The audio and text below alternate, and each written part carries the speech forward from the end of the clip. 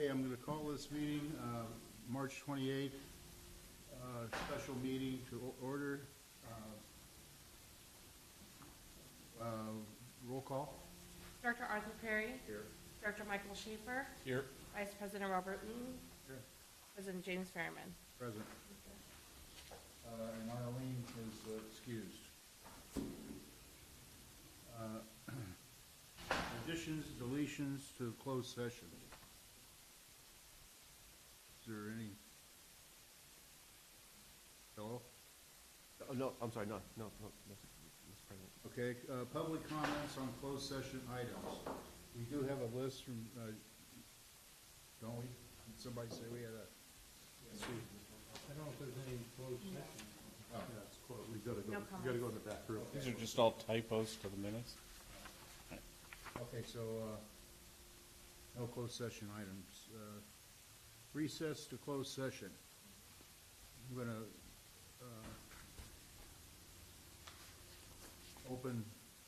close the open session, and we're gonna go into a closed session, to discuss, compensation. A public employee performance evaluation for the general manager. Okay.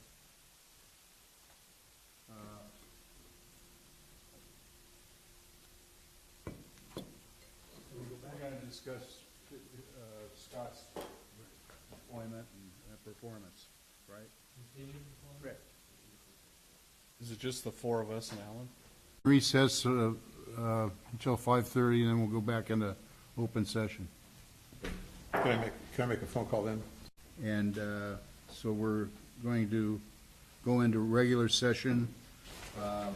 Everybody, please stand. I'll lead you in the pledge. I pledge Allegiance to the flag of the United States of America and to the republic for which it stands, one nation, under God, indivisible, with liberty and justice for all. Bob? Okay. God, grant me the serenity to accept the things I cannot change and the courage to change the things I can, and the wisdom to know the difference. Amen. Very good. Did you make that up, or did you read that? I think he traced it. Okay. Late communications. Do we have any? Yes, Mr. President, we did receive late communications from Mr. Jim Mosher, and you have copies of those communications before you. Okay, thank you. Ceremonial matters and presentations. We do have an award for recognizing Newport Mesa Unified School District, early college, high school, for being named in 2019 California Distinguished School. There's nobody here representing them tonight, so we'll either deliver it to them or have them come at another date. But that is a very nice honor, and they're rare. Secondly, recognizing the Citizens Advisory Committee members for their service.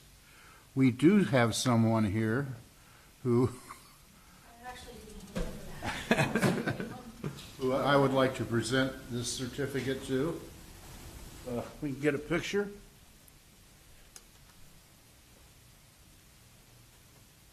Thank you. Yeah. It's been an adventure. Here in front of the banner. Okay, 1, 2,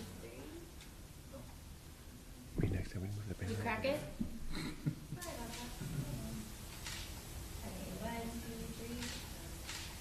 Thank you so much. There you are. Hopefully there's one halfway decent now. Thank you. Congratulations. Thank you, Sue. Jim, I have a question on the Newport Mesa proclamation. Yeah. What's the protocol for us to give that? Should we give it to the district superintendent or to the school? What's your thinking? Well, the original plan was hopefully someone from the school would be here to accept that, and then we'd have another proclamation that President Fairman can present to the school board at a meeting, and we could do that if you want. What's your thinking, Jim? I'd be perfectly happy presenting it to the school board. Okay. Well, we'll find a date. Let us know when you're available and what dates of it works for you, and we'll work that out. They meet on the alternate Tuesdays from the city council, the school board, I think. So the opposite Tuesdays, I think, yeah, you're right. That'd be good. I thought that would be the better way to go. Yeah. Get on new, public comments and then make the presentation. We can do that. Scott, you'll check on that? Yes, we will. Thank you. And Sue, congratulations. Thank you for a job well done. I mean, we're really amazed at the everybody's enthusiasm, and you've all become pros at this, so it's very nice.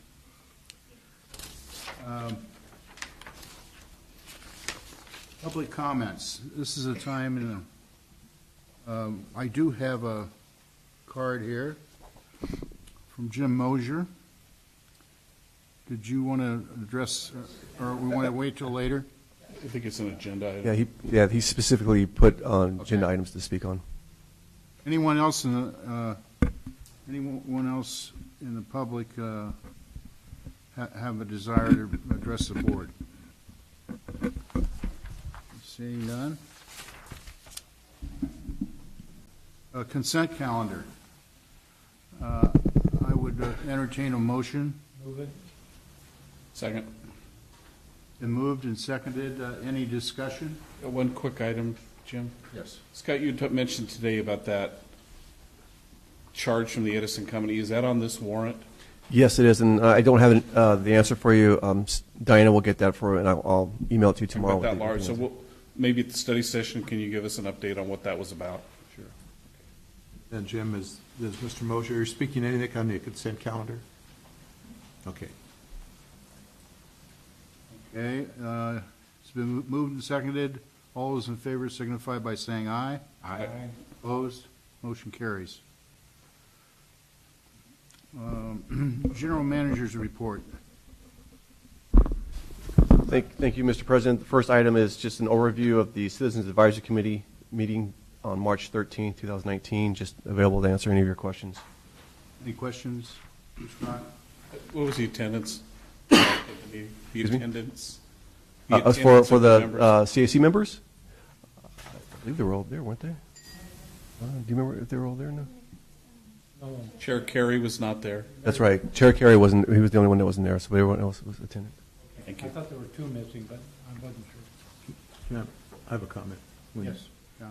Did you discuss, President Carey's position of not being able to attend a meeting because he's teaching a class on that night? Yes, they scheduled that item to be on the May agenda. So when when Chair Carey is there to address the committee. So By that time, his class will be pretty much over, right? That's what he thought. he's He was only teaching going to it- miss one, I If think. he's teaching at Orange Coast, it's only going to, yeah. they go the middle or late May? Okay. Before we go any further, I should mention that Arlene Schaefer is not with us tonight. She had an accident at her home and fell and had a significant, damage. But she's fine, she's stable, and her family's gathering around her, but she's not in any danger. So, but I did want to make you aware that that's why she's not here tonight, and we should include her in our prayers. Okay. Consider appointing 5 members to the Citizens Advisory Committee to serve a 2-year term ending March 2021. Thank you, Mr. President. Nolani Midway will be giving his report. Thank you, Mr. President, members of the board. We are now at the end of the first term of our Citizens Advisory Committee. They serve at a staggered term of 1 and 2 years. And at this time, we have 5 outgoing members who I would also like to publicly thank. Ms. Sue Luster, Jana Oak, Monty Fields, Tom Brenneman, and Shane Smith, who are not here this evening to accept their recognition, but Sue is. So thank you, Sue. We received 9 applications to fill the 5 vacant positions. All of the applications have been presented to the board for their review, And at this time, it would be appropriate to select 5 new candidates. Question? Mike?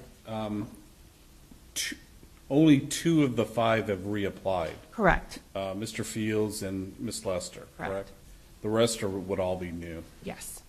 Okay. With that said, I would like to propose a slate of 5 candidates to be appointed, if that's appropriate. Yeah, and if anybody has other ideas, we can bring them in at that time. Okay, so I would nominate Monty Fields, Judith Gilo, Sue Lester, Stephen Takahashi, sorry, Stephen, if I butchered your name, and Judy Takaya as the 5 replacements. That would be my nomination, or my motion. I have a list also, and it's all the same except instead of Judy Takaya. I would propose that we consider Jack Canas? Then I'll amend my motion if I can, Jim, to nominate Monty Fields, Judith Gilo, Sue Lester, and Stephen Takahashi, those 4. I'll second that motion for those 4. Then we can discuss the 5th. Yeah. Okay. Everybody good with that? Yes. I am. Bob, are you okay with that? Yeah. Okay. I make a comment about, oh, do we have to prove that first? Okay. Let's approve the 4 first. It's been, you made the Yeah.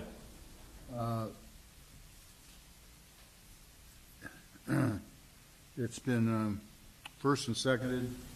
All those in favor signify by saying aye. Aye. Opposed? Motion carries for the 4. Now we'll go to the 5th position. I have a comment. Judy Takaya is one of the residents that came to our study session with the rate increases. And we only had a couple that night, and I think she showed a great interest. And I would support Judy Takaya, but that's where I'm coming from on that, the 5th one. I'll second that. So your motion, what was the motion? Except Judy Takaya is the 5th member. You seconded it? Okay.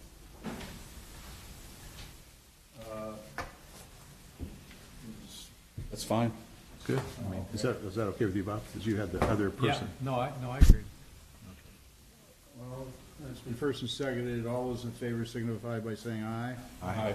Opposed? Motion carries. Can I have the clerk just restate who the 5? That would be Monty Fields, Judith Gilo, Sue Lester, Stephen Takahashi, and Judy Takaya. Good. Okay, very good.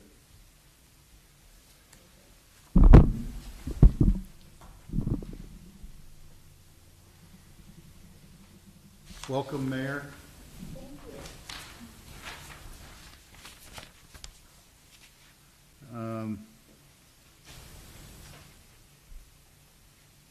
Consider approving the general manager's 2019 performance goals. Thank you, Mr. President. So you might recall back on February 28th, you were presented with a list of proposed performance goals for me to achieve in 2019. The board made some revisions to that draft list of goals and directed me to bring back the updated and final list for your approval consideration. That list is attached in your staff report for your approval consideration. So I am seeking board approval for the proposed 2019 performance goals. I'll move for approval of the 13 goals presented. I'll second it. Any discussion? I just might say that we all feel that Scott's just done a heck of a job and needs to be rewarded. Has not taken a pay increase. Gosh, I can't remember the last time. So it's very well deserved. And all those in favor signify by saying aye. Aye. Opposed? Motion carries. Question, Alan? At what point will we discuss compensation adjustments? His contract is on later in the agenda, and Your report? pursuant to Bell, yes, pursuant to the Bell law, we have to do an oral report first. I just saw, I remember now. Thank you. Thanks, Jim.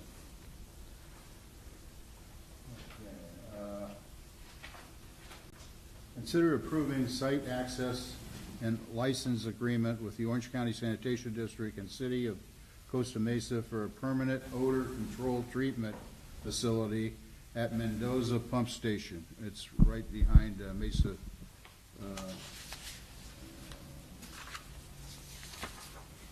housing tract over there. So, do I hear a motion, or is it? Well, I'll make that motion. Can we We can have a discussion. Sure. I have think, the report? yeah, before- thank you, Mr. President and Board Directors. So before you is a proposed site access and license agreement with Orange County Sanitation District and the City of Costa Mesa for the permanent odor control treatment facility at Mendoza Pump Station. And this facility will treat odors in that area. The agreement was approved by the board back on February 23rd, 2017, but we're bringing it back to you tonight because in 2017, the City of Costa Mesa was not part of that agreement. And because that property is owned by the City of Costa Mesa, OCSD believed it warranted a third-party agreement. So that's why you have that before you tonight is because of the City of Costa Mesa is listed on there. I do want to bring your attention that the city will be considering deeding that property to the Costa Mesa Sanitary District. So their staff's going to bring that to their city council soon, and with the license agreement. But OCSD has wanted us to go and proceed and get our approval done first, and then they're going to bring it back to the city. Any questions? Are we premature in accepting this license agreement, or do we have to wait for that approval with the city? No, we can approve it now, and then we'll wait for the city what they do. Just the first step. Okay. Scott, I don't remember that far back on when we approved the agreement. I remember approving the agreement. Did we have residents complaining about odors over there, or was just a proactive thing that OCSD wanted to do? I'll refer to, if I can refer to a different engineer, it's not just the odors in that area, it's their trunk line, I think it's on Giesler, it controls the odor on Giesler? Rob Hamers will. At the end of Geisler, right? Thank you. It actually, they run their system through our system. It's very ingenious. Out into Baker Street, where they have their major trunk line that cuts across Costa Mesa. Yeah. So they're really treating the odors in the Baker Interceptor, which does get down to Giesler and Fairview in that area. So this is one of their dosing stations. They had a previous station at Mendoza, and they used a different chemical at that time. It became expensive, so they revised it this time, and it should be very successful. And as far as deeding the land back to the district owned that land at one time and deeded it to the city because at that point we were in a JPA with the city, and the city held all title to fee land. So the city doesn't really want to have any part in having hazardous chemicals and odor control and our pump station and all that. So they're likely going to approve a grant deed to deed it back to the sanitary district, which shouldn't be a problem. I think part of the reason, and Rob, I'll direct this at you, I guess. Part of the reason I bring this up is OCSD, the county monitors the odor at this station. If they're putting the stuff in there, they're monitoring it, correct? Yes, it's not, there's no odor at the pump station. The odor's in their Baker trunk line, Okay. which it runs along Baker. Right. And they do monitor that. There's no odor complaints about the pump station, Okay. which is really our wastewater pump station. So there's no odors there. The OCSD is just working through their history of odor control, and it's very hard with such high flows. Okay. And part of my reasoning for asking this is I've noticed, especially along Baker and then down at the end of Giesler, where it dips down and goes under the river, OCSD's been out there pretty frequently with things that look like what would be odor monitoring things. Yes. So This is not a reaction to anything like, what they're doing with that is a whole another issue, I assume. Yes, they have a whole group of people who are assigned to odor control. Okay. So they're very active and proactive also. Well, they do a good job with the California Street pump station, so I was just going to ask that question. Have you had any more complaints about the California Street? You know, some of my neighbors have complained. I haven't heard in a long time. The worst thing we get at the pump station near my house are those little black flies that, you know, when they, Filter flies, what are, they're filter flies. what do they filter? They come off the trickling. Okay. Anyway, that's been remedied. We're not having a big issue with that. Odors haven't been a big deal. I think they do a pretty good job, and it's comforting to see that they're at least monitoring to make sure they don't have the odors. Yeah, no, I used to be in charge of that system, and there's like 4 or 5 trunk sewers going to plant 1, from all different directions, north and south, east and west. This particular trunk sewer has sludges from the Michelson, the Irvine Ranch Water District system, and as they change the amount of sludge that comes over, they're going to eliminate it within a year or 2. Okay. And they are always on top of the odors. They have very sophisticated equipment. Orange County Sand District has very few odor complaints from the treatment plants. The majority of them are from the collection system. So this is an effort, one of the 10 big trunks that feed Okay. to the treatment plant. I agree with you. I mean, I live across the street basically And from there's a the couple of treatment them go plant. right by your house. And I don't have it, I can't remember the last time we had any odor problem. I At will least say, 4 years ago. Maybe 4 years ago was the last Probably. time I heard. so you were in charge of those little flies? You were the one putting them in boxes around my house? Is that? I created those little flies. Thank you, Rob. I appreciate it. Rob, didn't we also have an issue with a fence that we ended up, Yes, we did, and as a matter of fact, at one point in time, we were going to split that cost with the city of Costa Mesa. However, Orange County Sanitation District stepped up nicely, and that was an expensive fence. It was $30,000, and they paid for the whole thing. So they're always a good neighbor. okay, any other questions or comments? I'll approve the site access and license agreement. I'll second. I'll second it. Moved and seconded. Any further discussion? All those in favor signify by saying aye. Aye. Opposed? Motion carries. Number 5, consider approving sending Steve Cano, wastewater superintendent, and Jose Gomez, the SCADA technician and industrial electrician, to the 34th Annual Tri-State Seminar in Las Vegas. We have to approve any travel outside the state. Yes, thank you, Mr. President. This is the big conference of the year for water and wastewater professionals because you get professionals from 3 states going to one location, Arizona, Nevada, and California. So the exhibitors, they have over 300 exhibitors. They're there to learn all kinds of wastewater collection topics, which I listed on the staff report. Because this conference is out of state, it does need your approval. Second. How come they always have these conferences in Las Vegas, not Ontario or Well, they La used to- Puente or someplace like that? Historically, they were in Laughlin forever, and they just got too big for Laughlin's casinos, and so they moved it to Las Vegas. Shouldn't have used the word casino, but yeah. All those in favor? Having them in Vegas draws a bigger crowd. But I'd like to have them make a presentation to us, either Yes, at a they- study session or. a board They did that meeting. last year. They'll do it Yeah, again. they did. Yes. I used to be in help with that program, so it is what's got. That's why it's in Las Vegas, because Uten was part of it. That's part of it. Any further discussion? All those in favor signify by saying aye. Aye. Opposed? Motion carries.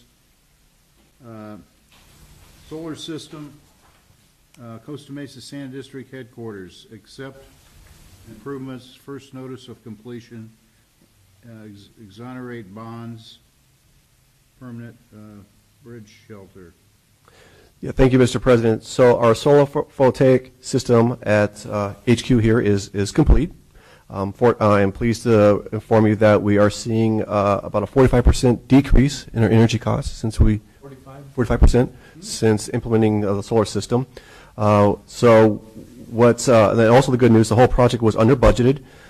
We budgeted $180,000, and constructions and consulting costs came at just a little over $178,000, so we're within budget. So that's also good news. So to complete this project, we need you to accept the improvements. We also need you to file notice of completion and exonerate the bonds. So moved. Second. Question, Scott. As they completed, when the issues we had with the roof previously, has that all been taken care of? As far as the leak, I think we had a couple of leaks or something. Yeah, those any damage that the contractor or the solar contractor did on the roof was repaired. Okay. Scott, do you know what our bill went from to be 45% lower? Yes, it's. I do believe it's stated in your staff report.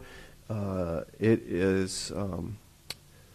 It went from in November. It went from $1,169.50, and in December it went to $648.33. Pretty good. And so the 3,600 they're on the vouchers. Mike was talking about the $3,600 bill from Edison. That was for the yard. That was for the yard because we have. Somewhere one for this. You might. I don't know what. Well, I'll have to report back to you on that. Have you looked at doing it at the yard? Well, remember, we already have solar panels at the yard. Remember at the yard? Right, when the when building we went was built, to LEED Platinum. It's LEED Platinum, Yeah. and it's all solar powered at the yard. If we get that bill from Edison, that would maybe significantly offset those savings. I mean, Exactly. $500, $600 a year. Yeah, I know. It was a surprise to us when we saw it. So we'll come back with a study session with that. Do you know?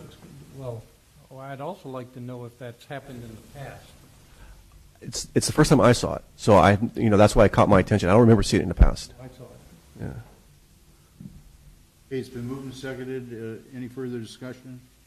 All those in favor signify by saying aye. Aye. Opposed? Motion carries. Consider directing staff to budget $50,000 in the budget for restrooms at the permanent bridge shelter. Thank you, Mr. President. The board, you might recall, just a couple of weeks ago, you approved contributing $50,000 for the portable restrooms at the city's temporary bridge shelter on Anaheim Avenue, and you directed staff to bring this item back for tonight to consider.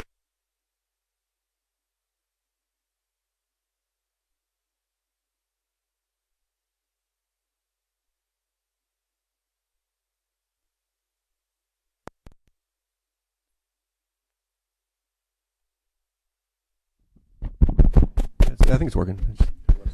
Okay, so they want us to budget, direct staff to budget $50,000 the next fiscal year and the following fiscal year because we do a 2-year budget. And so just to remind the board, when you're consider contributions, you need to consider how that establishes the purpose of the district and then you describe how that contributions will advance the district's purpose. And in your staff report, we did give you some examples. For example, the permanent bridge shelter will establish the district purpose of safely collecting and disposing wastewater by removing people off the streets who are once compromising the sanitary conditions when they relieve themselves in public. How you advance the district's purpose is the restrooms will prevent the homeless population from causing unsanitary conditions in the community. So we gave you some ways to identify how you would establish that purpose and advance the purpose as well. Another suggestion, if you don't think 50,000 is too much, you can do a lesser amount. If you want to do 25,000, it's totally up to you. But we're seeking from board direction if you want to contribute to the city of Costa Mesa for the restrooms at the permanent shelter. So happy to answer any questions you may have. Any questions? I have a question, Jim. Actually, I'll direct it to Alan if it's okay. Alan, when we approved the budget for the temporary shelter, you were pretty clear about the direction we took and how we could do that. in your legal review in the staff report, you say the same authority does not extend to paying for ongoing sewage bills. Can you kind of elaborate on that a little bit or clarify what that all means? Well, it was my opinion that the law wouldn't allow you to pay for an ongoing sewer bill to just pay for somebody's sewage, but that you could fund the permanent.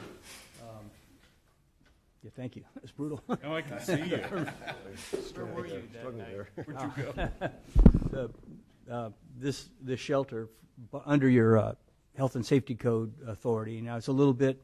You have to make the findings, and you have to get there with those findings because it's not your normal expense. But that was the distinction I made. It, ongoing sewer bill wouldn't seem to fit within those purposes. Okay. I know we have folks in the city here, maybe they can answer, but I'll ask you, Scott, for what is $50,000 going to do? What's it going to pay for?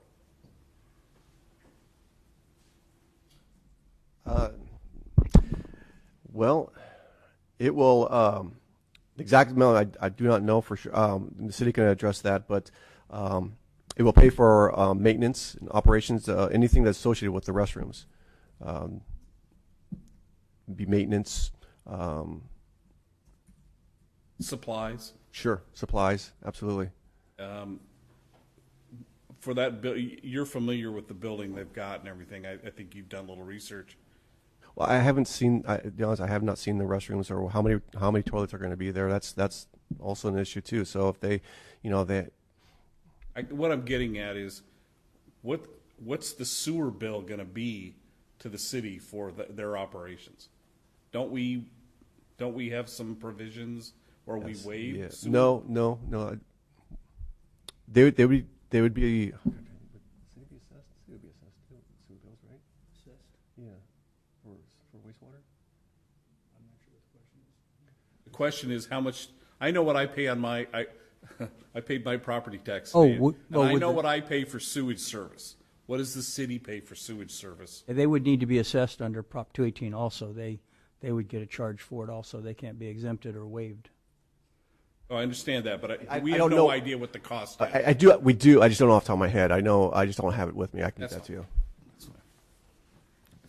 $50,000 seems like an awful lot for sewers services. Well, and that's why I said the alternative. You can do a lesser amount if you I want. understand.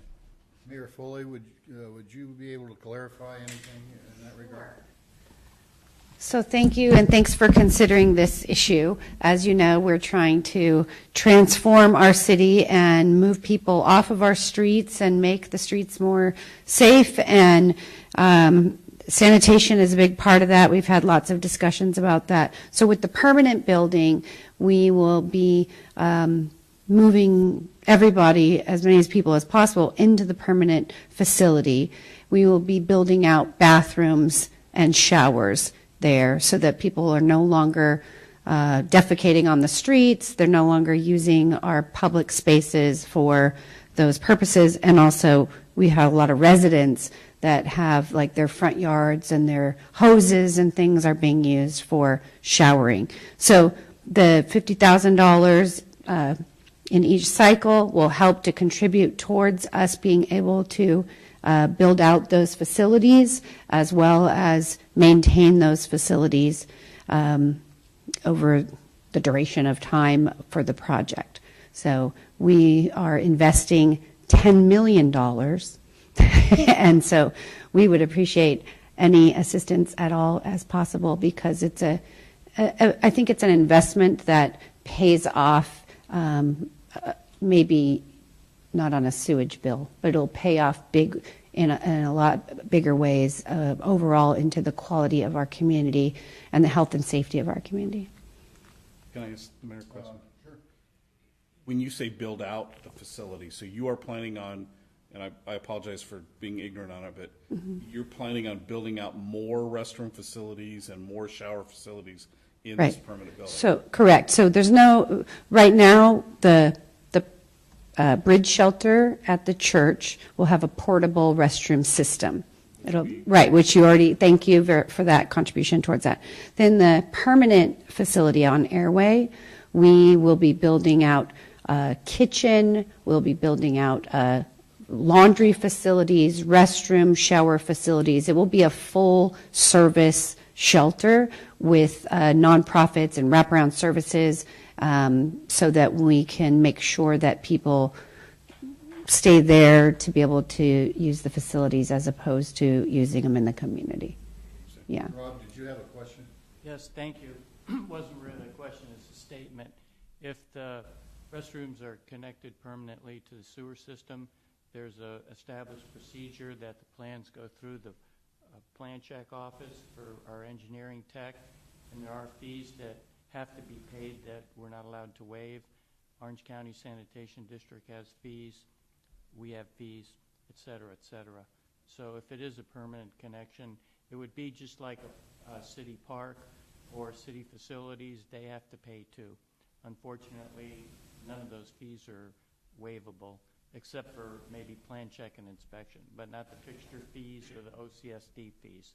So when the plans are ready, we'd be happy to review them and with Scott and make sure everything's copacetic. So we're not requesting a waiver of the fees, we're asking for a contribution towards the facility No, I understood. for health and safety purposes. Yeah, I understand. Scott, you'd asked us in your staff report to consider this a 2-year budget. From a personal conscious standpoint, I would like us to give as much as we can to help with the situation. From my guardianship of the ratepayer funds, I don't think I can make a decision on this tonight unless I get more information about what that $50,000 is going to be used for. I appreciate what the mayor said, and I understand that, but I'm getting some feelings from staff that we're not sure what that $50,000 is going to be totally used for. So, Well, I can tell you exactly. It will be used for building the restrooms. The tenant improvements, the building costs $6.9 million, and the tenant improvements are approximately $3 million.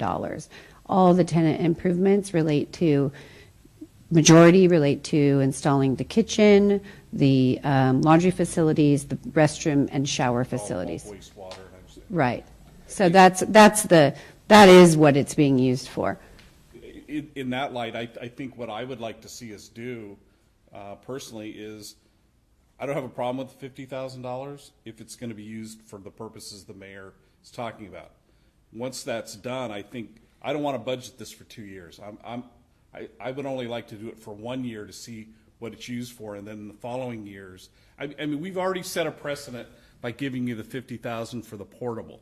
So under the health and safety provisions, like Alan said, that's perfect. What I'm being told tonight is that this initial $50,000 will be used to enhance the facilities that are already there, or build new facilities, if what you're Right. talking about. So I don't have a problem with that. I'm a little reluctant to put us into a cycle until I see the results. And if it comes back in a year and we need more enhancements, I think we should consider it then. But to just give $50,000 going forward for the 2 years, I don't think I can support that. Okay. Art? Katrina, so the $50,000, if we make that donation, would just be for a one-time deal? Right, it just helps us to offset, so we're dipping into our reserves to be able to pay for the shelter because we don't have any funding sources from state, federal, or county, and so we have to build the shelter, and so we're dipping into our reserves in order to do it. So we're trying to create as many partnerships as we possibly can. I'm actually out fundraising for the shelter. We've raised $26,000 so far from private donations as well.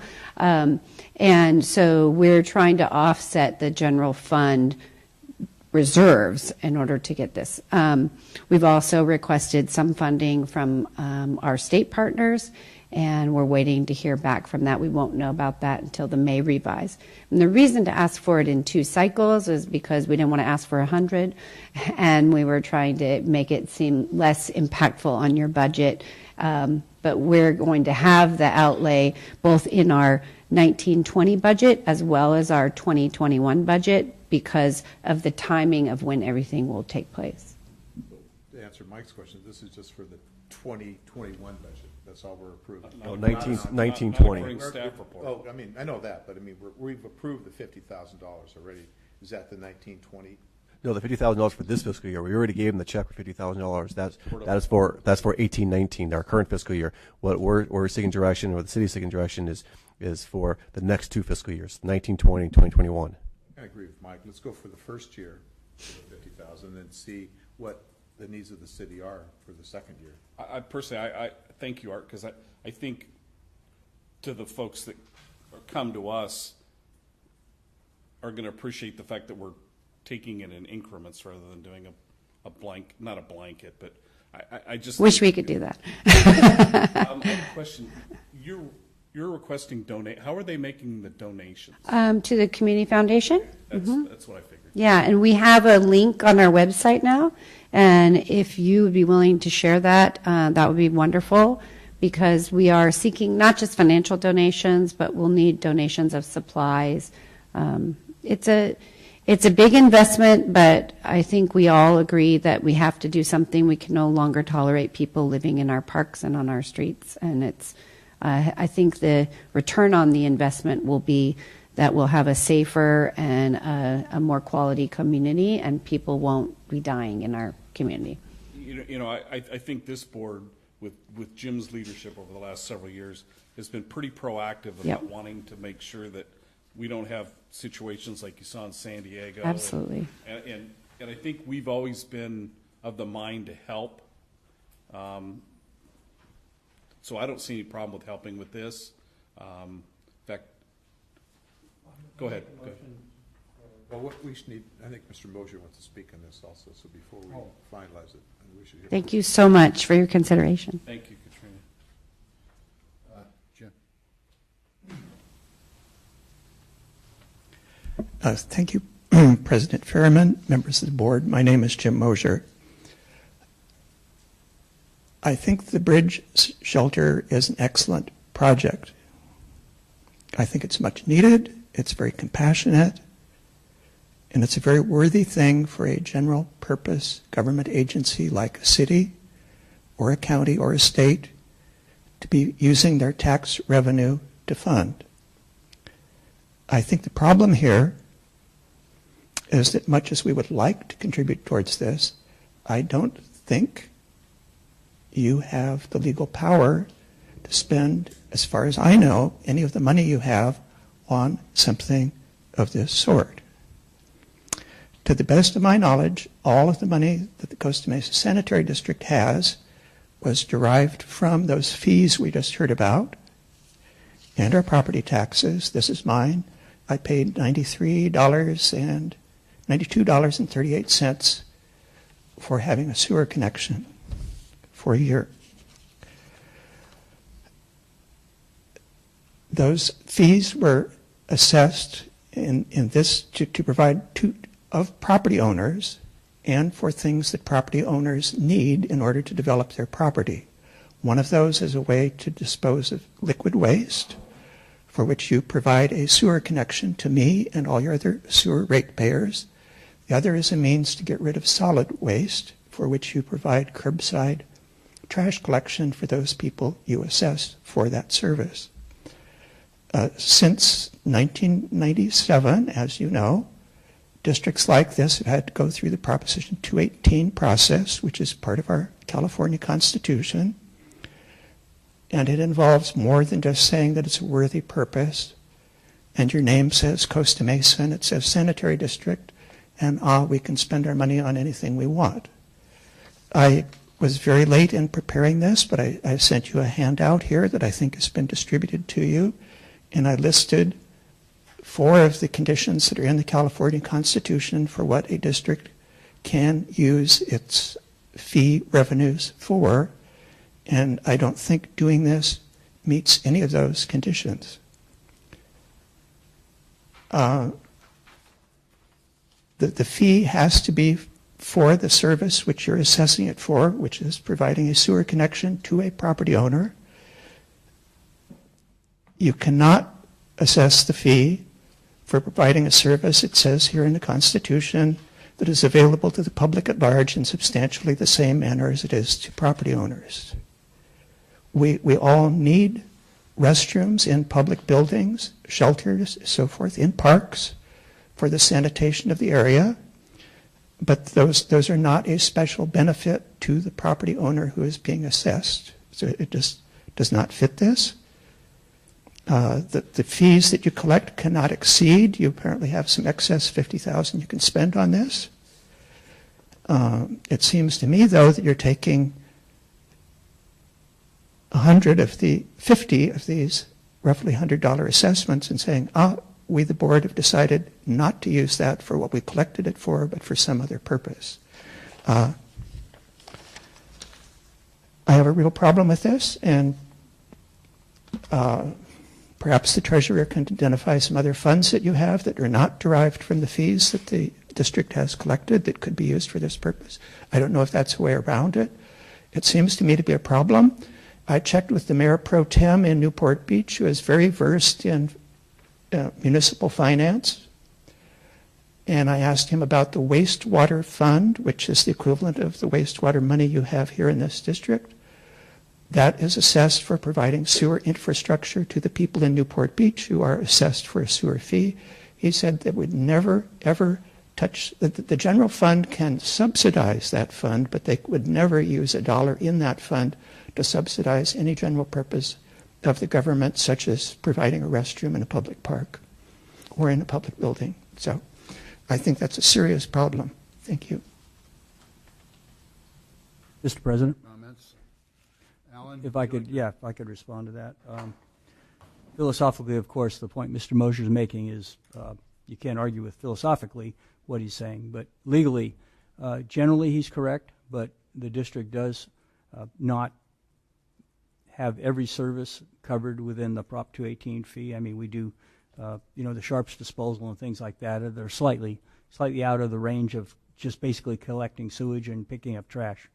But more importantly than that is we do have other sources of revenue, and I won't step on what Mark might say about this, but we do have some general property tax that's unrestricted as to how we use it, and we certainly have other sources of revenue, fees and capital facilities fees and things like that, besides Prop 218 fees. All of them have their own restrictions except for the property tax we get, which is generally unrestricted. So we do have to account for it all in the end when we set our Prop 218 rates, but to say all of the money that the district has to spend is Prop 218 fees would not be correct. Yep. And so that you would not have to comply with that test for every nickel you spent from the district. Mike? Mark, I guess I'll throw this at you and Caitlin. What Alan was talking about, don't hand her the microphone. Those property tax revenues that we get I understand they're unrestricted. Are those property tax revenues we get based on our solid waste or our liquid waste? The property tax funds we received were in the solid waste fund. So we can't take those funds and use it for something like this? No. Even though they're unrestricted? Well, you can use them unrestricted for solid waste purposes. They're outside of Prop 218 for that. Okay. Yeah, I'm not clear then if it's a fund, is it just earmarked or is it's not legally restricted, is it? We've put it in the fund to use it for budgeting purposes, but the Prop 218 money is legally restricted, and a capital facilities fee would be legally restricted. You could only use it for those capital facilities. Right. But property tax that you take and decide, we're going to put this in this fund or that fund, that's not legally restricted unless Mark tells me otherwise. That's just a budgeting item. Okay. That's my understanding. Okay. Do you have a question? I do. I'm just here as my own person. I'm not representing the CAC, although I think the CAC voted on this and was in favor of supporting it, but you have that in your notes. The CAC, I believe, supported this, but I'm not here speaking for them. I'm just here as a resident. And if homelessness is such a problem in this community and the impacts are significant, not only on businesses but residents, and if there's a way legally that the sanitary district can support this. And I would have to think if you polled the majority of the residents out there, the relief that they're going to receive and the impacts on the sanitation by providing a place would be supported more over than not. So, of course, I'm not an attorney. I appreciate Mr. Mosier's input because he always brings up really important issues. But if it is legal, I really hope that you guys would support this at least in the upcoming year if you're able. And Mr. President, I didn't want to slight the last part of the requirement is that you do have to make the findings under our Sanitary District Act that this does further our purposes. We can't avoid making those findings, and you have to have the facts for that. So that would be required, even if the fund source was available. So a plaque on the restroom saying generously contributed to by the Costa Mesa Sanitary District, we could ask the city to do that? Sorry. You know, from a personal conscience standpoint, I'm going to say this again, we need to do what we can to help this. And this board has been very active and proactive on doing that. So I'm going to move that we contribute the $50,000 on a one-year cycle or one-year basis for now, with further discussion later after the first $50,000 is spent or whatever. Second. Discussion. Mark, over the years, how much have we collected from the state property taxes? Have we accumulated in what amount?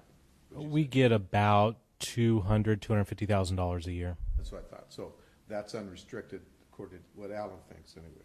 So we do have the funds available. Have we accumulated more? Do we keep using that, building that fund up, or is it spent every year? We've used it to reduce rates in solid waste.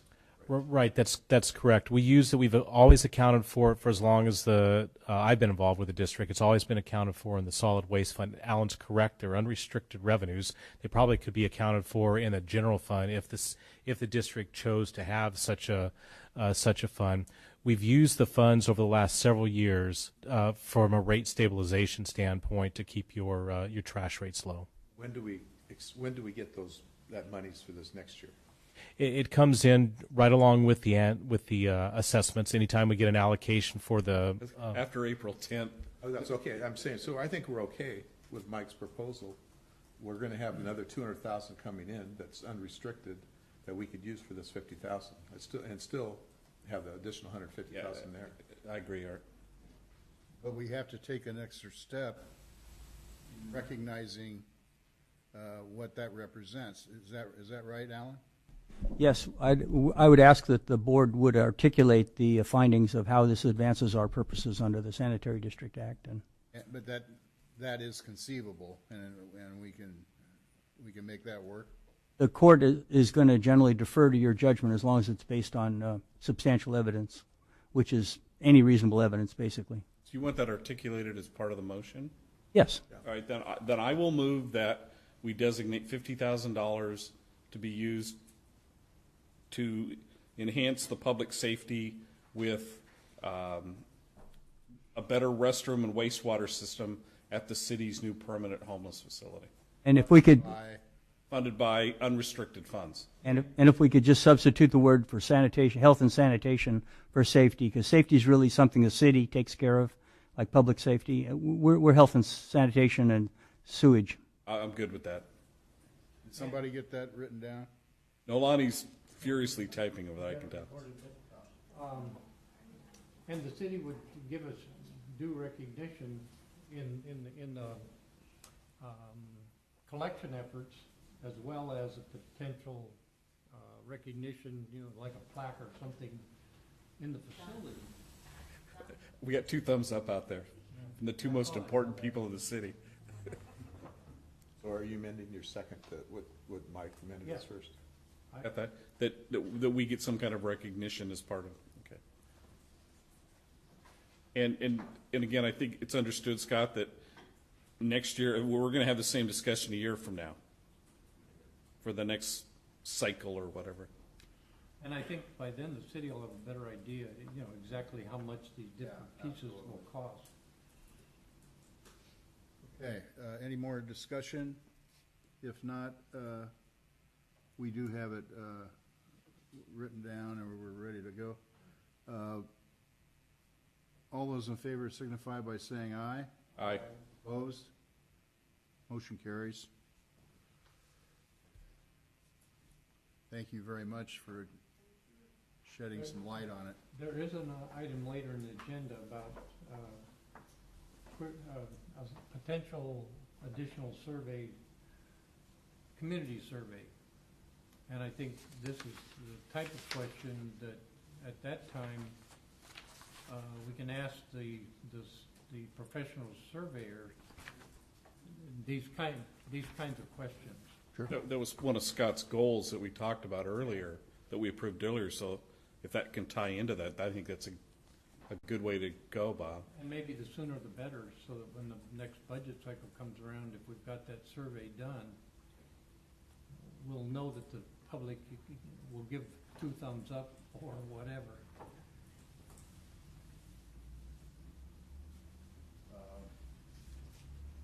We don't need to formalize that. We just did with the vote, With his goals. with the schools.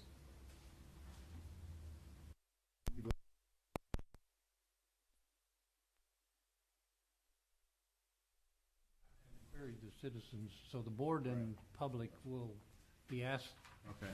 these potential kinds of questions.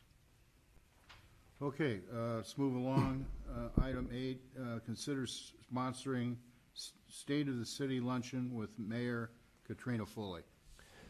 Thank you, Mr. President. So on Wednesday, April 10th, 2019, the Costa Mesa Chamber of Commerce is going to host the State of the City Luncheon with Mayor Katrina Foley. The Chamber of Commerce reached out to the district to inquire if we would want to sponsor that luncheon. As you see there, you could be a silver sponsor for $1,500. As we just discussed in the last agenda item, any kind of contributions you make, you need to establish the purpose that you're trying to serve with that contribution and describe how that contribution will advance the district purpose. Now, in the past, we contributed to special events and they just put our logo on their programs. Well, that's not going to fly. You can't just make contributions and have the organization put our logo. That does not establish our purpose, or it does not describe how it advances our purpose. So the chamber was really good, though. When we addressed that issue with the chamber, they agreed that if you approve the silver sponsor, they could put a statement under our logo, which I stated in your staff report. So under our logo, they can say, recycle your food scraps in CMSD's organic recycling program. And then they could also mention our statements at the chamber's social media feed, and they can announce that statement or something similar to that at the podium when they're thanking their sponsors. So if they do that, then staff believes that would establish the purpose you're trying to serve, and it also describes how you're advancing that purpose. So that's if you want to go that direction, you can do that. So seeking direction on what you want to do. My position is, I'm not sure about donating that kind of money to the Chamber of Commerce. I'm not sure with all the exact fees. I would like to support the city, but giving it to the Chamber of Commerce isn't the best thing that I would like to do with that amount of money. That's where I come. I always take that same approach. We've been pretty consistent over the last several years about taking that approach, Art, so I understand. Are you guys done? I'd like to hear what Go all ahead, of you Sue, guys if said. you have Okay. some input. Well, I went on the Chamber of Commerce's website to look at who all the members are, and I didn't see the sanitary district as a member of the Chamber of Commerce. So is that correct? No, we are members. We are members. Okay, because that's not even on their website underneath government entities. And then I looked at individuals, which is also on there, and Arlene Schaefer member Schaefer is an individual that's on there. So I was just wondering, first of all, why would you contribute to an entity if you're not even a member? That was my first concern. My second concern is, which I think that this is an important event. Anytime you have a State of the City luncheon, it's important. But the people that are attending that luncheon are business people. They're the businesses in Costa Mesa. The sanitary district doesn't serve the commercial in our city. They serve the residents for the most part. Well, sewer, but not sanitation. And it seems like we're asking basically the ratepayers to support spending $250 to buy 6 people lunch for one line and a thank you and some PR on a social media site. And considering that you guys have you're raising the rates so significantly over the next several years, I don't know, $1,500 is not a lot of money, but it's not budgeted, and it seems like you could use that in a different way that would carry more of a punch. And then my last concern is that I know all of you are compensated for all the meetings and things that you attend representing the district up to 6 per month, and I know many of you go over that. So it's not just you only go to what you get paid for, so I'm not implying that at all. But if you were to go, any of the members of the board were to go to this luncheon and it falls underneath the 6, are the ratepayers then going to compensate you $200 and whatever it is, $95 to attend a luncheon that you're paying $250 to be at? Because that just seems completely out of bounds. I just, to interject, most, all of us, when it's a ceremonial or a function like that, we don't put it on our stipend report. Okay, good. The meetings that we put on our stipend report up to the 6 are all, for lack of a better word, I'll say, are related to the business of what we're doing. For a luncheon or something like this, I don't want to read my name in the register. Any other kind of event, okay. And I'm glad. We all do that. I'm glad to hear that, because I don't look through your guys's. I mean, I look to see you're doing more than you're getting paid for, which you can't say that about a lot of people these days, so I do appreciate that. But of what meetings we can attend, but at the end, there is this thing called other. Right. And I looked at the the expense sheets this month, and it shows the meetings that you guys attend on behalf of the board, but I didn't know if events or things like that were included. So there would be no double shot there, which is good, but I don't know. I don't think it's a good idea. And I like all of you, including the person speaking at the luncheon. It has nothing to do with that. I just think that's an extra $1,500 you didn't budget that I don't think most of the residents would be real excited about. I think they'd be more in favor of that $50,000 for the bathroom. So that's my 2 cents. You realize whether we sponsor or not, a majority of us are going to go to the luncheon. As I thought we were chamber. We need to what she just told me doesn't. I know we're members, but if we're not getting recognized, that doesn't fly very well. So we're gonna go to this event anyway. So anyway. Katrina, did you? I just wanted to say, I didn't know this item was on the agenda for tonight. I came here to speak about the restroom donation.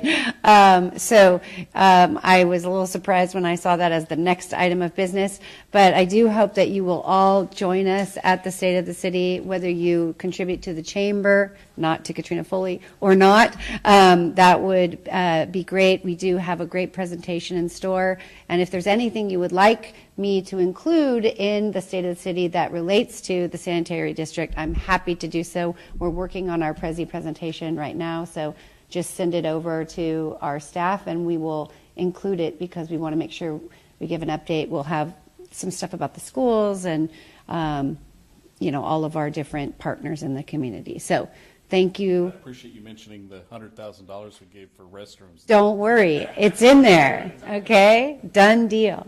Well, there is a lot, or something that maybe should be included or could be included. We're probably less than 20% of the tonnage of trash that's the residential trash is about 70% of the trash that's collected in there. And the city is the reporting agency, or has to report to the state how you're going to meet the 75% reduction, or the pounds per capita now number. And one of Scott's goals is to work with the city to meet that goal. The city's very close. I think you're at 4.4 pounds per capita now, and you need to get down to 4.2. I think that's the benchmark.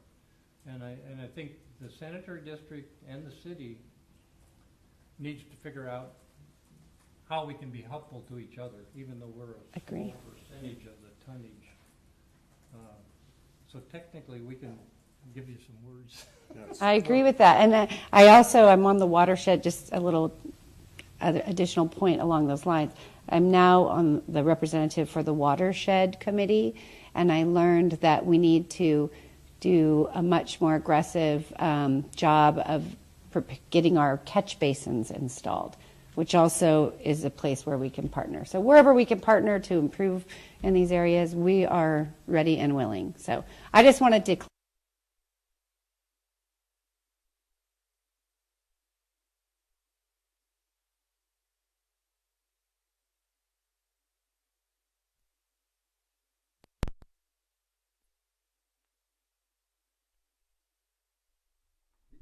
yeah.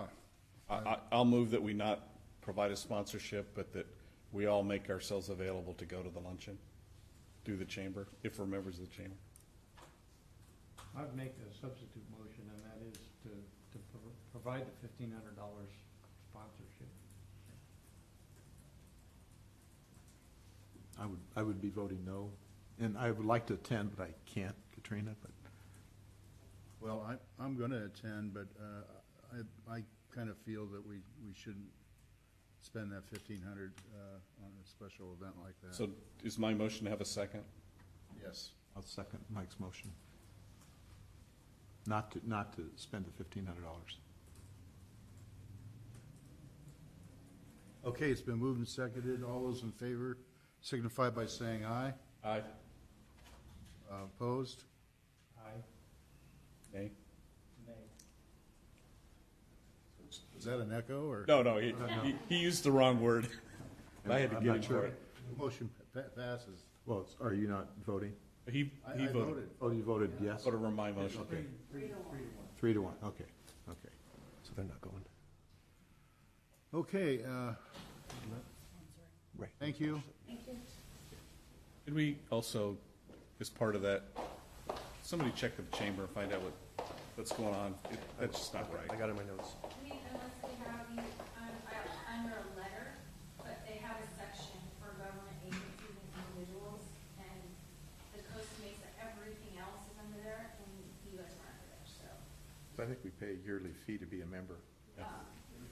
Unless they have you under A for art instead of. I'm not a member, it's the sanitary district in general, not individuals. I'm not sure why Arlene is on there and not the rest I of was us. an individual member for 35 years, and I'm not now, but I was.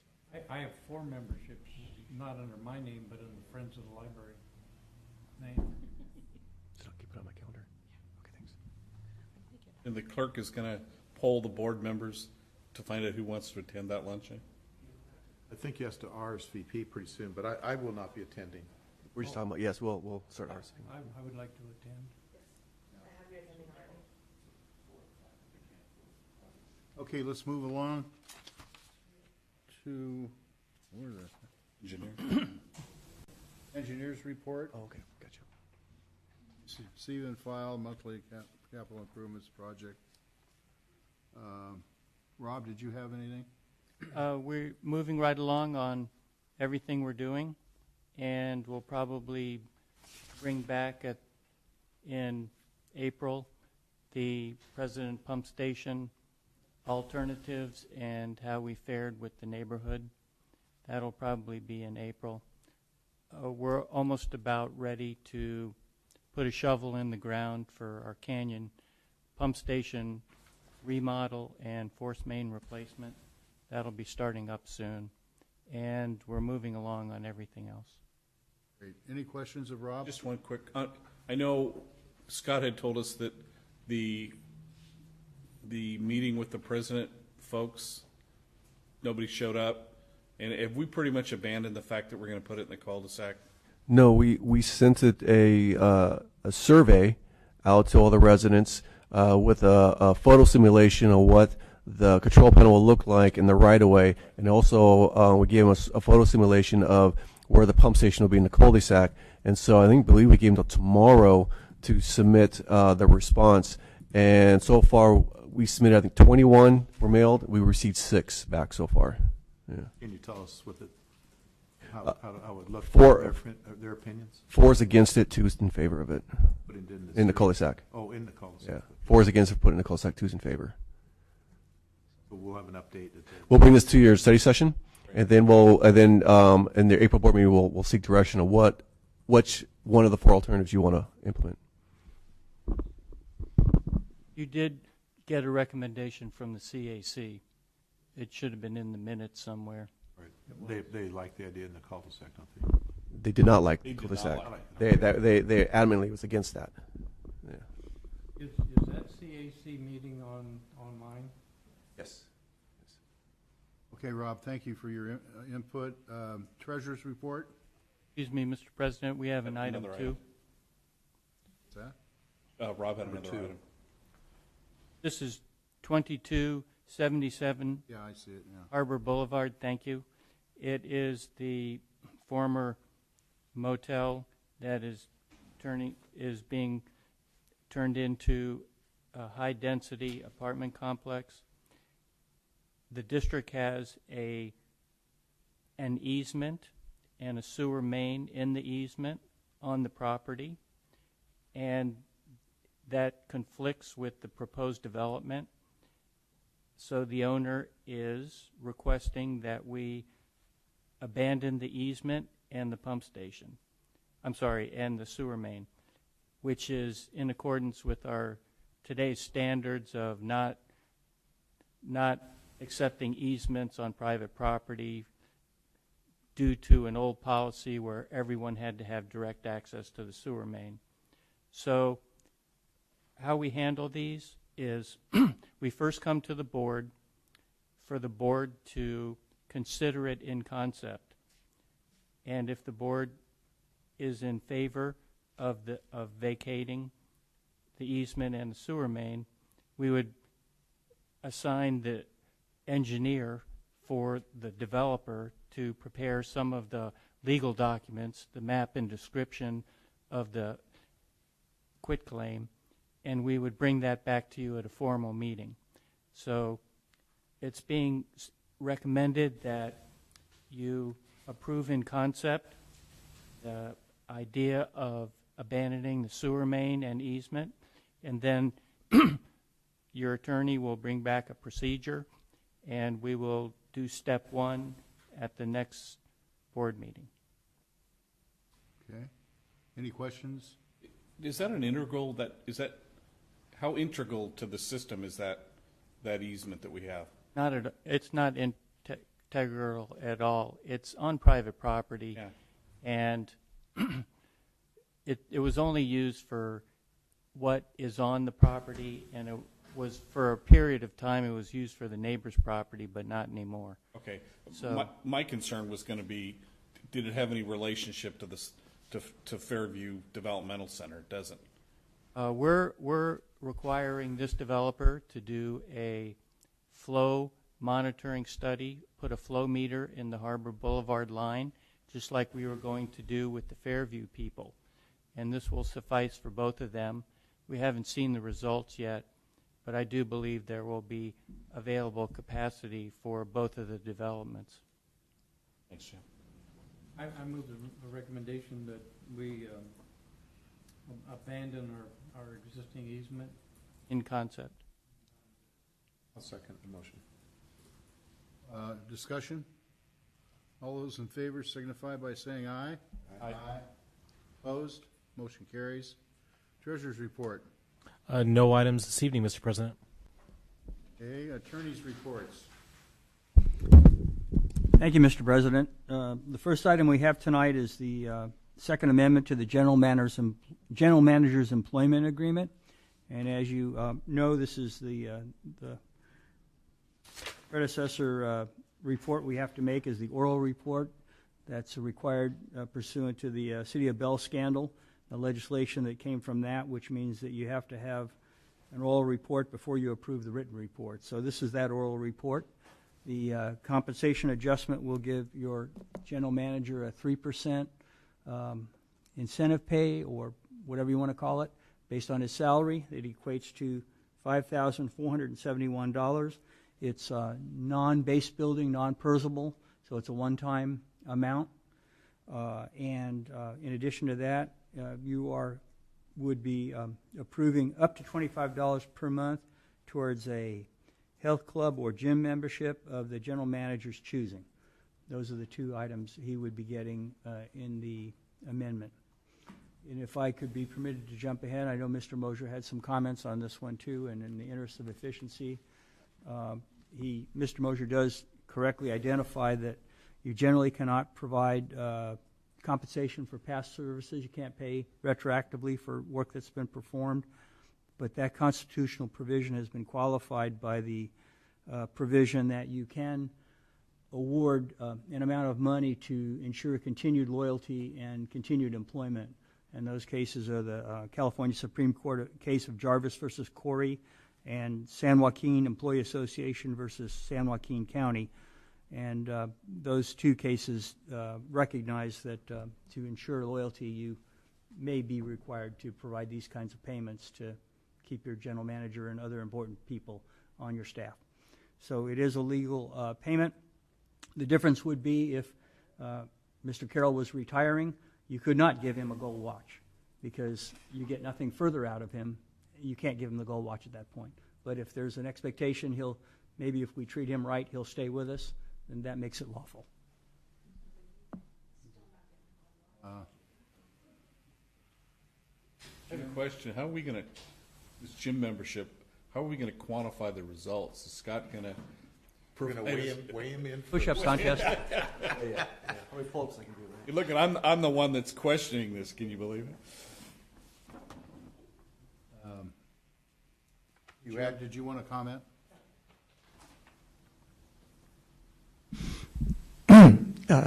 My name again is Jim Mosier, and I greatly appreciate the District Council's clarification of why it is okay to do this. However, I did look at the contract, and what the contract says is that each year after the review, which you just did, you reserve the right to change the annual compensation, the salary, or the benefits. And I agree with you. We have an excellent general manager. The contract does not anticipate that you're going to give lump sum awards. So I would suggest that instead of doing that, you do what the contract authorizes you to do, or what the general manager expects you to do under the contract, which is to change the annual compensation. If this is just a workaround that you don't want the thing to be PERSable, I don't.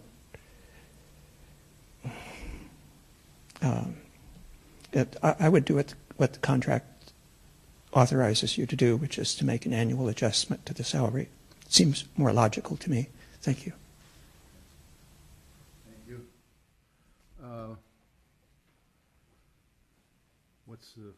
We do have to revise his contract, and I would amend the contract to put in the language Mr. Mosier thinks is necessary, for us to do this potentially in the future. We've already been given justification on how we can do it. Why would we change the contract to state something that's already in the law? I agree with you. I mean, what you're saying, I understand what you're saying. Okay, it'll be 3-1. It only takes a majority, don't forget. So I'm going to move that we accept the amendment. I'm sorry, yeah. God, now I'm messed up. I think it's a recital. Yeah, I'm going to move that we approve the second amendment to the general manager's employment agreement. Second. Any more discussion? All those in favor signify by saying aye. Aye. Opposed? Okay, motion carries. Thank you very much. Thank you.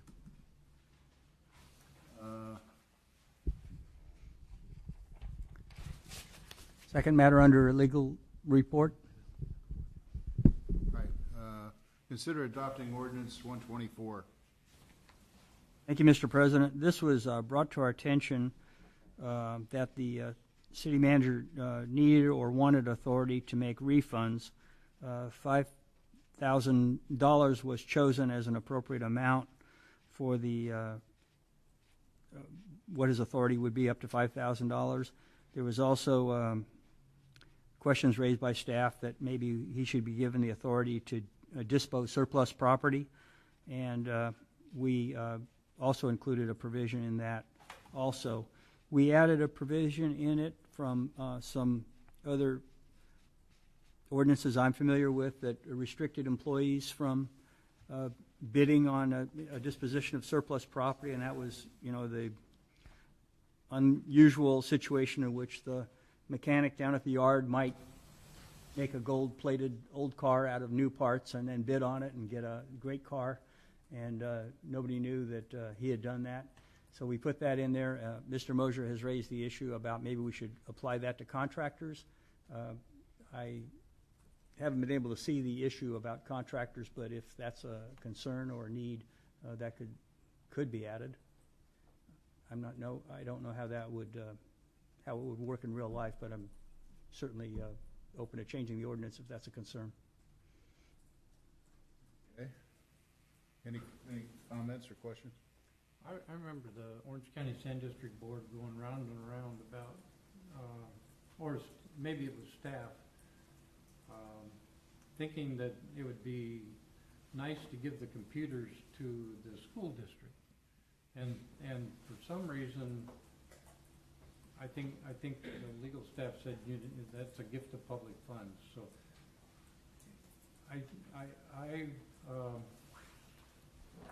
so it had to be auctioned off. Is that a provision in this authority? We do. It doesn't restrict that. Some enabling acts do allow donations of surplus property to what you would suggest, and I've seen fire equipment go down to Mexico, and I know the Vector Control District has a specific provision that allows them to donate to certain organizations. So I think your authority is basically that you're allowed to dispose of public property if it's in the public benefit. So I think you might be able to stretch it that far, but I haven't researched it any further than that. Mr. Mosier, do you want to speak to this? Jim, did you have a comment?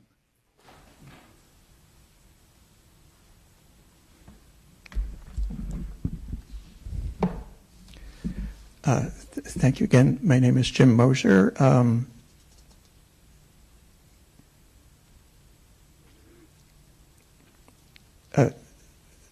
First of all, I think this is a request that came from the staff, as I understand it, and it's kind of the board's responsibility to get it into a form which is actually the policy that the board wants. If I understand, when this was presented to you at the study session, one element you wanted is when these things happened, when the general manager made a refund, or when he disposed of surplus property, you wanted a public report of that back to the board. It would seem reasonable that that requirement should be in here somewhere so that everybody understands that that was the understanding. You're giving it the authority, and the other side of giving the authority is that there would be transparency and a report back. It seems logical to me that that should be in here. And then the second problem was whether the man in the street can actually read the authority that's being given about the refunds. To me, reading it, it seemed to give the general manager very broad authority to give anyone who had paid something to the district that money back without clearly justifying why. The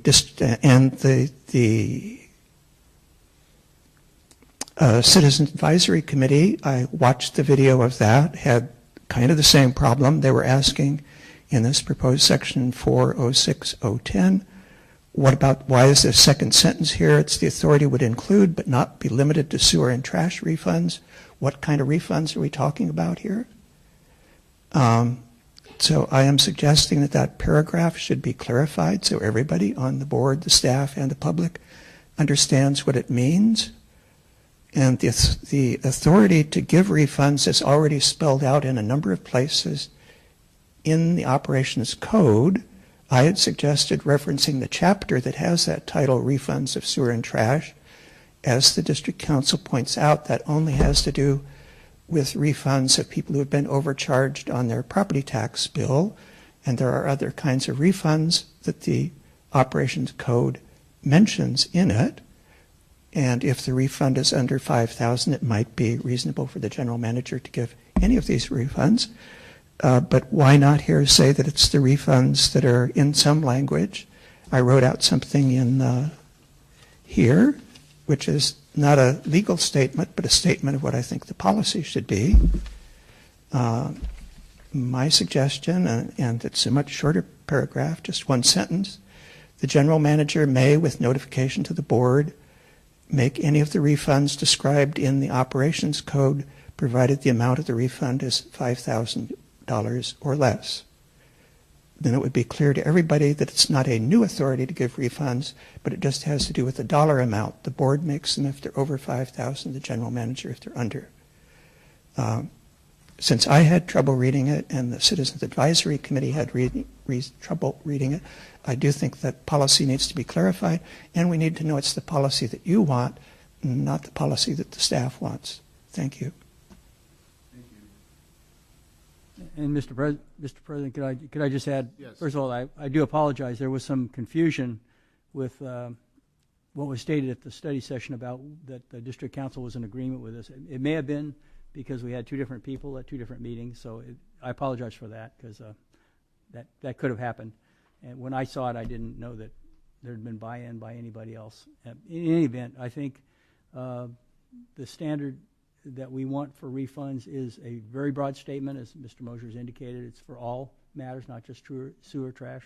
And I think the only qualifier besides the under 5,000 or under is that it has to meet all other legal requirements. So we can't make a gift of public funds, and if it's a sewer refund, it's there's things you have to meet and all those things. So we want the broadest statement within the limits of the $5,000 to give flexibility. And if that's not the board's direction or desire, then we'll take notes. I think that is the desire of the board, and if you could construct some document, portraying that, I think it reads correctly the way it is right now. The way it is. leave it. Well, I'm going to refer back to Alan's letter in our staff report. The conclusion is pretty clear. As proposed, the language appears accurate for purposes intended. If we've misinterpreted the board's thoughts, we can make adjustments. I don't think my thoughts are misinterpreted, so I'm going to move that we accept the ordinance as presented. Second. With no dollar amount? Well, it's It already has $5,000. $5,000. Or less. I didn't see it here. I would like to ask that when the general manager does these things, there be a report. Thank you, Bob, because you had mentioned that before, and I agree. And I think we had talked about it being under the consent calendar, that we would have that report, and that way it's available to anybody who wants to. Yeah. I think that's what Mr. Mosher was trying to get at, too. Yeah. Okay, so we don't need to take any action on that? You need action, yes. Yeah, I moved we accept it as presented. And I seconded already. Moved and seconded. Any further discussion? All those in favor signify by saying aye. Aye. Opposed? Motion carries. And the reporting is the direction to the manager to report Right. when he does this. Yes. Thank you. Item 3, adopting ordinance 125, establishing regulations for district facilities. Thank you, Mr. President. This ordinance would provide the general manager with authority to set hours of operation of district facilities. I did believe that the district wanted this to allow flexibility for holidays, and so we did provide that authority for holidays. But Mr. Mosher has brought up the point that you should not give the general manager the authority to change other hours of operation, and that's that's a matter for you to tell us about. If you have a problem with that, you can direct us that goes too far. Otherwise, it provides the authority for the general manager to restrict areas, and that was caused by this group called First Amendment Audit that seems to be going around, and they are pushing all the limits, and they go on your property, and when you tell them you can't go in there, that's a restricted area, they say, show us the ordinance that says so.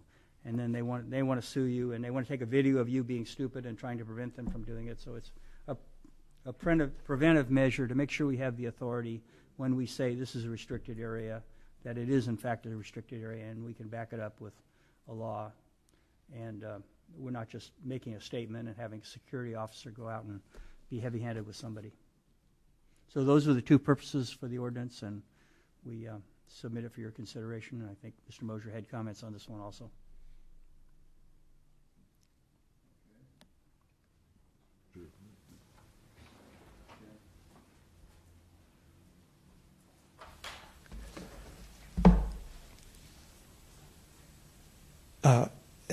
As District Council Burns alluded to, there are different kinds of hours. There's hours for the yard, there's hours when employees work, there's hours when this building is open for the public to come in and interact with the Costa Mesa Sanitary District staff. And of all those different hours, there's some of them that's very appropriate for the general manager to have the unilateral authority to change them. That's part of making the district operate correctly. However, the hours that this building here is open for the public to come in is a matter of public interest. That's how you're serving the ratepayers of the district. And if those hours are to be changed, they are not changed very often. You agreed to the system where they're closed every other Friday. That was something I think needs to be debated publicly. So I think changing these hours of this building are something that the board needs to retain authority over, for the simple reason that it will be a matter of public debate and discussion as to whether the change is appropriate or not, and not just delegating that to the staff as to when they want to serve the public. It's your job to oversee that, and I don't think you should give away that responsibility. And in addition, with this item also, the public was twice told, and again through a misunderstanding, that your district council had no problem with that suggestion, and now we seem to hear that he does, which is a little bit not good. Thank you. Okay.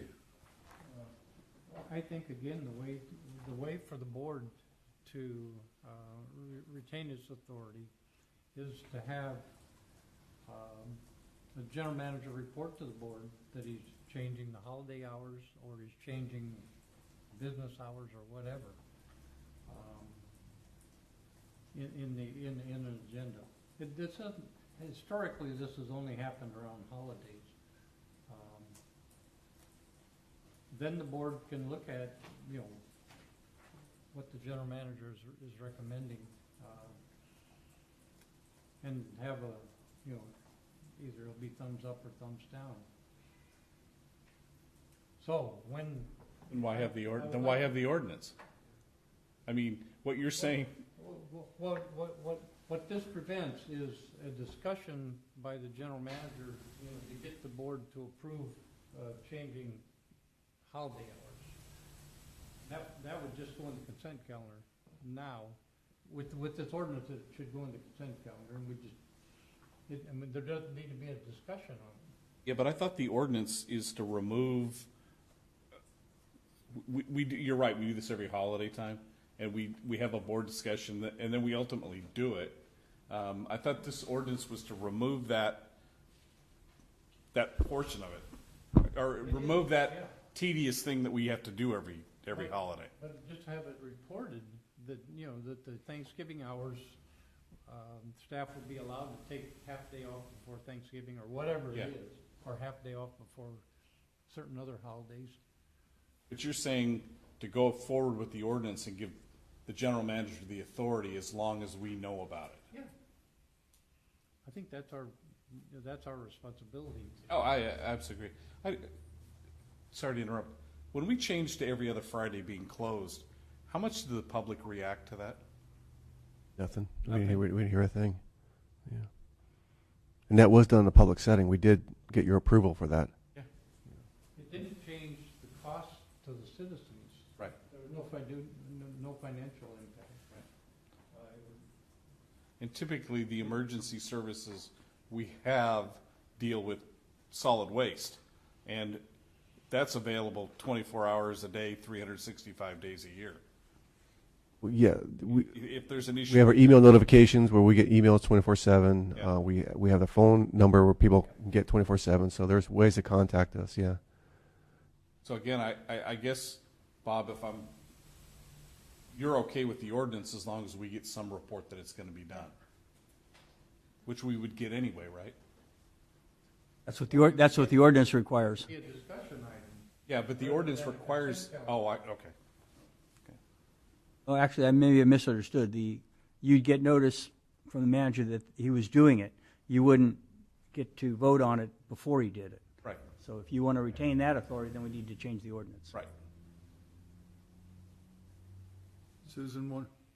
I was just curious, and I don't know if it's appropriate to ask the question, but whenever you adjust hours anyway for any holiday, do you give notice to the public, like way in advance? Do you put it on their bill or correspondence or the website or something, so that if someone showed up on a Thursday on Thanksgiving, which I can't imagine anyone in the world that would do that, they Get rid of their oil from frying their turkey, they might. Right, but generally people know in advance when you're going to close, because I know that was a concern kind of that the CAC had, was like, well, you're informing people, but I hope you vote in favor of this to keep these entities that are going on federal governmental special district property to protect yourselves and your employees against that. Because I had an experience at a post office as a customer where people were filming my transaction and the people in the post office would do nothing because they were afraid of getting sued. They weren't allowed to call the police. And so I ended up getting into it with these people. They not only did they film my transaction and put it online where you can see my credit card over my shoulder, they filmed my vehicle, they filmed the license of my car, and it's on a website for everybody to see. So I encourage you to protect all of your people against that, and anybody else who might happen to be on property with legitimate business at the time that someone like that would come up. So thank you. Okay, what do we want to do? I'll move that we accept the ordinance as presented. Second the motion. Discussion? Well, I think that we're notified, like Scott lets us know at the beginning of the year, hey, this is our plans for the vacations. He already does that already. And we may not remember it, but he notifies us, that this is what we're planning for the year.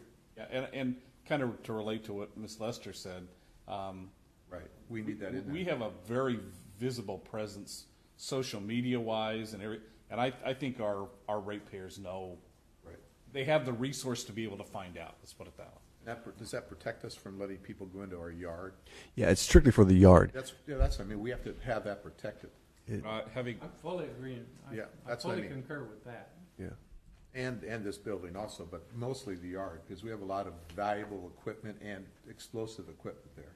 Yeah, don't want we people really can't restrict public from this building other than the lobby. You know, that's why we keep all our doors locked, so they can't go inside the open the locked doors, but they can go in the lobby. They can videotape from the parking lot. They can do that. That's because it's public access. It's just they can't go in the hallways. They can't. That's why we keep our doors locked. The yard's a totally different animal because of the large vehicles going in and out. It really wasn't constructed to be a public access facility, so they can film the yard from the sidewalk. They can do that. That's not a problem, but they just can't go inside. Correct. Because it's a dangerous situation Correct. potentially. Correct. Yeah, you're right, Art. You know what I mean? So that's why I seconded Mike's Okay. motion. Any further discussion? All those in favor signify by saying aye. Aye. Opposed? Motion carries. Okay, local meetings. I was at the Orange County Sanitation District last night, and several things were discussed that were pertinent. The Headworks rehabilitation at Plant 1, they're increasing the budget to 36 million? Yeah. $36 million for rehabilitation expansion of Plant 1. And for a total amount of $406 million. So we're talking about, I mean, that's some serious money. But it's obviously the Headworks are, you know, very important. Also, we are in final negotiation with, it was in closed session, so I'm not going to give you any details, but in the property that we bought in Stanton. Oh, the collections. Yeah, yeah. We paid $6,200,000 for it about 10 years ago, and it's going to get sold in the high sixes. So we didn't make a lot of money on it, but we did get rent during that period of time. So, but it just the property itself just didn't lend itself to what our needs were now. The OCOG is sponsoring the General Assembly at Disney, the Disneyland Hotel on April 12th from 8 a.m. to 4 p.m. and that includes breakfast and lunch. But it's a real in-depth. They have some very good speakers, and Arlene and I went last year. I don't know who else. I was there. Yeah. And we've got a very distinguished group of people speaking at this one too. So if you have an interest, I would urge you to go.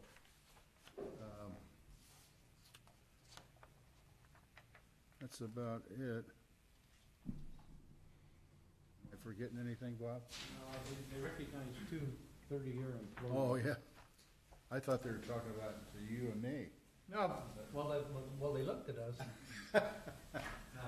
Yeah. There were two 30-year employees, Paula Zeller and Victor Salinas, who, Paula was an operator working for me, and Victor was an electrical technician working for me, and they just love it there. Yeah. They're going to stay. So that was it for. There are many other little items which you put on the agenda. Santa River Flood Control. I didn't attend, and I don't think you did either, because we had the 4:30 meeting, the closed session, so Jim and I did not attend that SARFA meeting today. I called Herb and told him that I'm the chairman of it, you know, so. Did he say it was okay, or? Yeah, I mean, independent special districts, that would be Arlene, wouldn't Yeah, it? but I was at both the meetings, so I'll just briefly, at the executive committee meeting, the two big items were once again the ad hoc LAFCO dues thing. They're still talking about that. The other thing is the executive committee approved participating in the Special Districts Leadership Foundation scholarship program. So when the dues were reduced to LAFCO for ISDOC, they've accumulated a lot of money. So they're going to start using it for scholarships for smaller districts that can't attend conferences and training sessions, so they'll have some money available. That was one of the big things. And then the luncheon today, Neil McCormick from CSDA was the speaker, and I thought he did a really nice job. I don't know if you get, he kept it moving, and it was interesting. It wasn't charts and graphs and statistics. It was what can CSDA do to help, and I think it was pretty well attended. The one announcement that was made that was kind of tough was Joan Finnegan's in the hospital. She's having some issues, and apparently it's not life. I didn't get the impression it's life-threatening, but they're doing a lot of tests and monitoring her. And but it was Scott, Bob, I don't know, it was a good luncheon today. I mean, it was very informative. just wasn't very well attended for some reason. Maybe it's that time of the year. I had an OCOG meeting that I was at. Yeah, I had sent It Mark. wasn't very well attended. Oh, I sent Marnie a note and told her that I was going to ISDOC to promote the General Assembly, and then they didn't ask me to give a report, so I didn't do it. But that was basically it for ISDOC. Okay. Risk management, SDRMA, we had our claims, or our safety education day Tuesday in Sacramento, and then a board meeting on Wednesday. The safety day was very well attended. I mean, it's a big deal, and it's always held in Sacramento. And being a Southerner, I've always asked our board, why don't we do it in the South? Alternate it. So we did that 2 years ago, and hardly anybody came down here. And what we sort of figured out, or at least the conclusion we sort of came to, was that when you're in Northern California, there are so many small special districts that they love going to these things, but they're not going to travel to Southern California. You come down here, I think the smallest districts we have are probably library districts, or so they don't. So they're going to be continue to be held in Sacramento. We had a really excellent keynote speaker, a guy by the name of Alex Sheen, and his program is something called Because I Said I Would. And I'm going to take credit. I recommended this. I saw him speak at a risk management conference in San Antonio last year, and I recommended him to Megan. And there were no dry eyes in the house. And Alex's message is unbelievable if you ever get a chance to look him up. Then our SDRMA board meeting, basically we had a very lengthy closed session on some litigation issues that are mind-boggling. So that was it. Nothing earth-shaking. Okay, thank Except you. it never stopped raining in Sacramento the 3 days I was there. It was horrible. Horrible. Item 6, other meetings qualifying for reimbursement.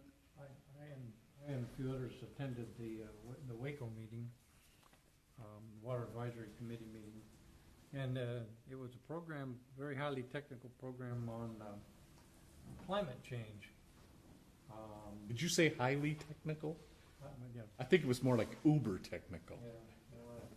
Yeah. It was a very interesting program. Anyway, this professor from Scripps takes ice cores like in Antarctica, and from the CO2 and the type of CO2 in the ice cores, he can determine temperature fluctuations in the past. And so basically he had many different ways to conclude that climate change is a reality and it has been historically. I was there for that one, too. Yeah, you were there. You thought it was interesting? Because I must have been at a different meeting. Because well, I oh tell my you, word. I tell you, What'd you major in college? This professor majored in how to tell how old ice was. I thought it was fascinating. I bet you did. it was like a tree ring. Ice doesn't last very long with me. Well, you let. Yeah. Okay. I'm Jim. I had a couple meetings. Art? We had, with the staff, we had the 75th anniversary ad hoc meeting. And at that meeting, we finalized some issues and we received the cards, the postcards that we had printed. And we said that we're not going to meet again until the next budget session because we've budgeted money for the next fiscal year. And then we'll see what we're going to need from that. So we're not going to have any more meetings until that next budget session comes up. Is that correct? So that's just an update there. And then from that meeting, Gina gave me the cards for the Historical Preservation Society to give to Mary Ellen Goddard because I told her I was going to be attending that next day. So I took those cards down. I think I gave them 100, didn't I? 100 for them to disperse. And I talked at their new business because it was down on the agenda about the different sites that they're going to put, that are having things put on the mechanical boxes and things. So I talked about it, and I gave them the 100, and they all of them took 4. There's probably like 12 members of that committee, and I listened throughout most of the meetings, and they had a couple of people that you guys know that they're going to be recognizing this year. Wing Lamb, it's going to surprise me a little bit. Les Miller, and a lot of people there didn't know Les Miller, which kind of really shocked me. And a guy named Edward Miller. Do you ever heard of Edward Miller? Edward Miller, I think so. They're going to recognize those 3 people this year. And then I told them also that we're going to be giving them more than the 100 cards once we have them printed, because I think part of our meeting was we still have money left in the budget that we're going to do some more printing of those cards to give out to the different areas within the, that are going to be, people are going to be attending to get the information. So I thought that was good. And I told them I thought we were going to make 1,000, but I'm not sure if that's correct or not. It depends on our budget. But while the meeting was going on, the lady running the meeting asked me, hey, do you have any recommendations for a possible person that we could recognize in the future? And I said, well, I have one, Mike Schaefer. Oh, please. I thought he would be a really good person to recognize since his long time in the city and his involvement with the city council, the sanitary district, this Lions Club. So I threw that recommendation out. She says, oh, yeah. I appreciate so that. I don't know what they're going to do with it.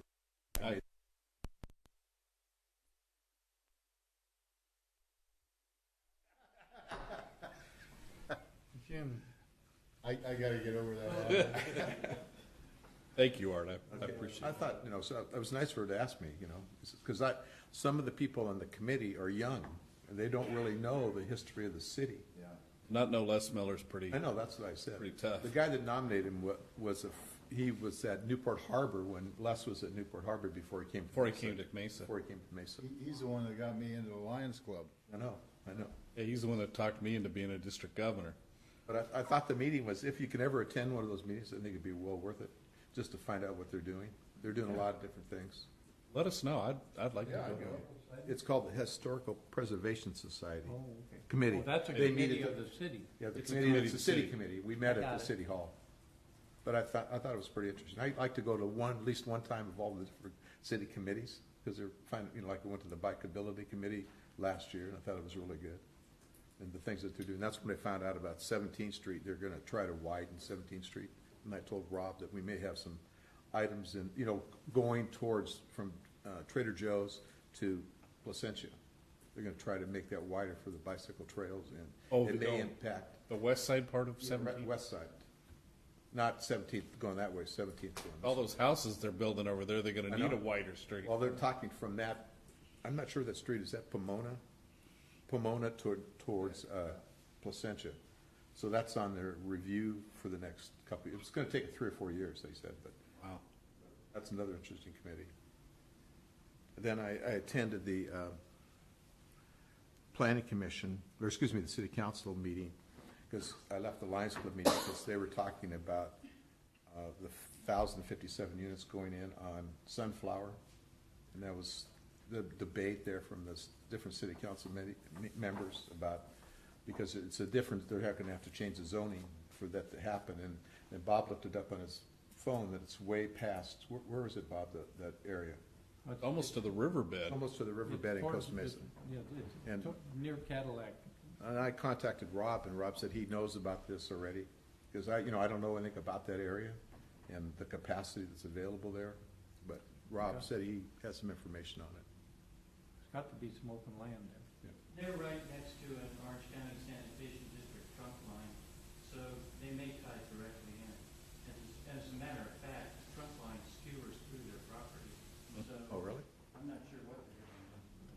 Because I think they're not going to start them all, they're not going to build them all at one time, they're going to build them in segments.